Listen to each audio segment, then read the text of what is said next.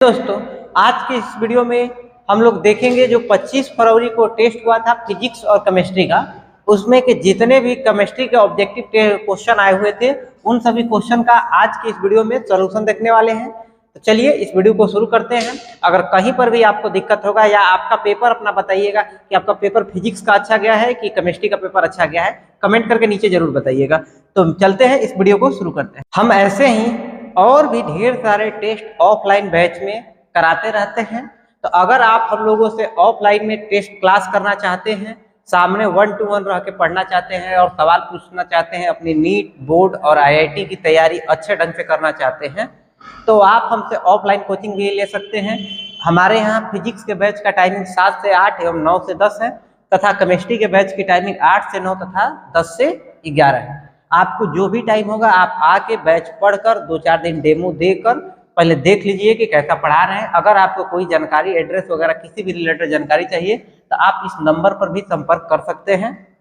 और मिलते हैं आप लोगों से क्लास में, और आगे भी इस तरह से टेस्ट होते रहेंगे तो आई होप आप लोग उसमें भी पार्टिसिपेट करेंगे। केमिस्ट्री का जो क्वेश्चन था वो क्वेश्चन नंबर 26 से स्टार्ट हुआ था। तो चलिए हम लोग क्वेश्चन नंबर 26 से पहला जो क्वेश्चन है वो है क्रिस्टलीय ठोस है। तो इसमें से क्रिस्टलीय ठोस क्या होगा? तो कांच, रबर और प्लास्टिक ये तो अक्रिस्टलीय होते हैं, तो शक्कर जो होगा वो क्या हो जाएगा? क्रिस्टलीय हो जाएगा। ठीक है। इसके बाद नेक्स्ट क्वेश्चन है कांच का सूत्र क्या होता है? तो कांच का सूत्र की बात करेंगे तो इसका सूत्र होता है SiO2। कई लोग जो है पीबी मार दिए। पीबी जो सूत्र होता है वो शीशा का होता है, और शीशा और कांच जो अलग अलग चीज है। ठीक है। नेक्स्ट क्वेश्चन है 28 नंबर की, निम्न में कौन सा गुण क्रिस्टलीय ठोस का नहीं है?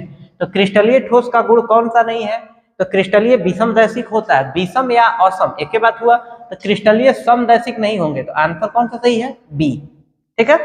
नेक्स्ट क्वेश्चन है कि घनीय ब्रेवियस जालक की संख्या कितनी होती है?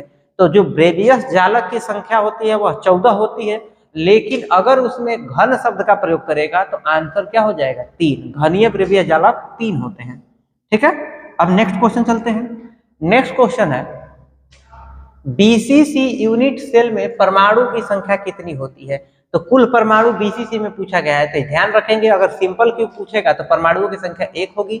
अगर सवाल में बीसीसी पूछेगा तो परमाणु की संख्या 2 होगी, और एफसीसी पूछेगा तो परमाणु की संख्या जो होगी 4 होगी। तो हमको सवाल में क्योंकि बीसीसी पूछा गया है तो आंसर 2 वाला यानी बी आंसर सही है। ठीक है। नेक्स्ट क्वेश्चन पे चला जाए।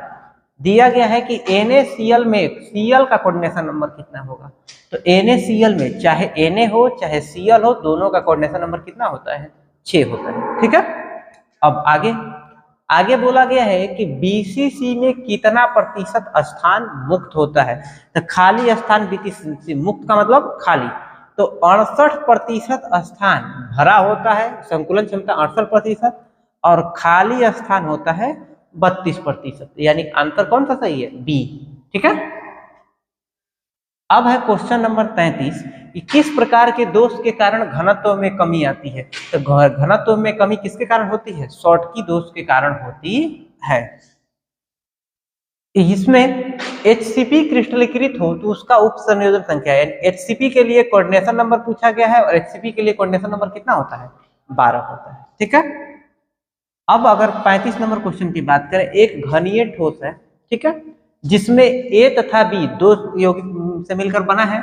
इसके कोने पर A के परमाणु है और केंद्र पर कौन सा परमाणु है? B के परमाणु है। तो आपको ये बताना है। देखिए अगर कोना पर A के परमाणु है, A के परमाणु क्योंकि कोना पर है तो इसकी कुल संख्या जो होगी कितना हो जाएगा? 1 हो जाएगा। और जो B के परमाणु है वह अंतः केंद्र पर है, तो अंतः केंद्र पर भी परमाणुओं की संख्या 1 होती है। तो 1 और 1 इसका अनुपात लिया जाएगा तो A अनुपात B हो जाएगा 1:1। इसीलिए जो सूत्र बनेगा वह बनेगा AB। आंसर क्या हो जाएगा? C। ठीक है। नेक्स्ट क्वेश्चन, एक क्रिस्टलीय ठोस होता है लघु परासी, दीर्घ परासी, अनिश्चित क्रिस्टलीय ठोस जो होता है दीर्घ परासी होता है। ठीक है। नेक्स्ट क्वेश्चन, निम्नलिखित में से किसमें फ्रैंकलिन एवं शॉर्टकी दोनों दोष पाया जाता है? तो दोनों दोष पाया जाता है AgBr में। आंसर कौन सा सही है? बी। ठीक है। इसके बाद है एक ठोस अति कठोर है, ठीक है, यानी आकर्षण बल बहुत अधिक है, और वह गलित एवं ठोस दोनों अवस्था में सुचालक है। तो दोनों अवस्था में सुचालक होता है धातु, दोनों अवस्था में कुचालक होता है ससंयोजी, और ठोस में कुचालक और द्रव में सुचालक होता है आयनिक। तो यहाँ पर हमारे पास में हो जाएगा दोनों में सुचालक धात्विक। ठीक है, अब है 39 नंबर क्वेश्चन। सरल घनीय एकक कोष्टिका, सिंपल क्यूब में इससे पहले बीसीसी का भी पूछा गया था, तो कुल परमाणुओं की संख्या कितनी हो जाएगी? 1। ठीक है, अब नेक्स्ट क्वेश्चन देखते हैं। क्वेश्चन नंबर 40 है, किसी एकक कोष्टिका के किनारे पर परमाणु कितने हिस्सों में बटा रहेगा? कहां पर सवाल में पूछा गया है? किनारे। तो किनारे के जो परमाणु होते हैं वह 4 हिस्सों में बटते हैं। ठीक है, आंसर हो गया बी। कई लोग 8 आंसर मारे हैं, 8 गलत है। कांच जो है, कांच क्रिस्टलीय है, अक्रिस्टलीय है, बहुक्रिस्टलीय है या सभी? ये तो बच्चा को पता रहता है। कांच क्या है? अक्रिस्टलीय। अब अगला, त्रिज्य अनुपात का अधिकतम मान कितना होता है? तो त्रिज्य अनुपात का अधिकतम मान होता है A। ठीक है, और न्यूनतम 0। तो उप संयोजक संख्या 6 के लिए ज्यामितीय आकृति, कोऑर्डिनेशन नंबर 6 है। उप संयोजक संख्या मतलब कोऑर्डिनेशन नंबर, और कोऑर्डिनेशन नंबर जब 6 रहता है तो आकृति बनती है अष्टफलकीय। ठीक है, अब अगला क्वेश्चन नंबर 44, निम्न में कौन आयनिक ठोस नहीं है? अगर आयनिक ठोस नहीं है की बात करेंगे तो आप देखिए NaCl आयनिक है क्योंकि धातु अधातु, KBr में धातु अधातु, तो ये भी आयनिक है। इसी तरह से ये धातु अधातु, तो ये भी आयनिक है, लेकिन ये आयनिक नहीं है। आंसर कौन सा सही है? सी। ठीक है, नेक्स्ट क्वेश्चन, BCC के लिए A तथा R में क्या संबंध होता है? इसका ऑप्शन जो था एग्जाम में मिस हो गया था, तो इसका आंसर होगा 4R बराबर √3A। और कोई अगर लिखते समय इस √3 को इधर भागा में कर देगा तब पर भी सही है, चाहे इस 4 को इधर गुणा में इधर जाएगा तो भागा में हो जाएगा तब पर भी सही है। ठीक है, आंसर का रिलेशन यही होना चाहिए।